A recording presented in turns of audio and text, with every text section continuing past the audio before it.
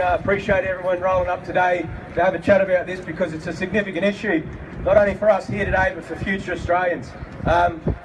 Tony Abbott and Andrew Robb might think that we're racist. They might think that we're xenophobic. But I'm here to tell you, we're not racist and we're not xenophobic. But we are dead set against this dodgy China free trade agreement. Our opposition to the China free trade agreement isn't about stopping people from coming to this country. It's about keeping people safe and keeping people in jobs. It's simple.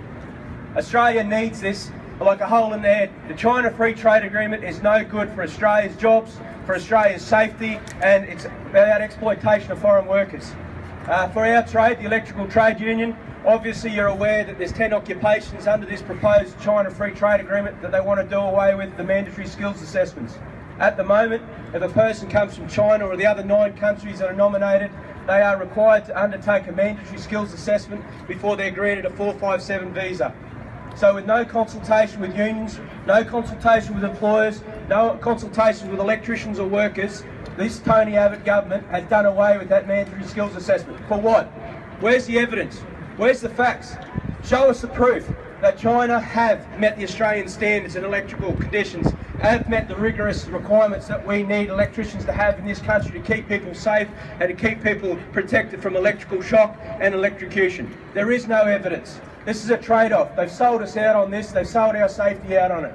And I hope all of you understand the importance of this, because that's only one key aspect of it. When people come to this country as an electrical worker, they've got 90 days under a 457 visa to get their licence. The problem with the process is at the moment it's a shambles. The 457 visa system is a shambles because there's no checks and balances. We have people working in this country doing electrical work without a licence, and like I said before, it affects themselves and affects others.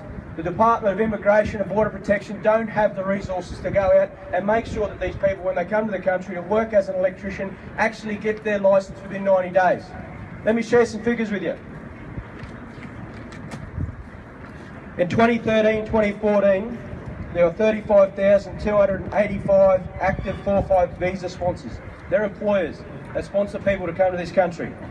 Of these, 2,223 were monitored by the Department of Immigration, which is 6.3% of those employers, and only 1,278, a measly 3.6%, were actually visited. Of those that were monitored, 32.25%, nearly a third of them, were found to be in breach of their sponsorship obligations.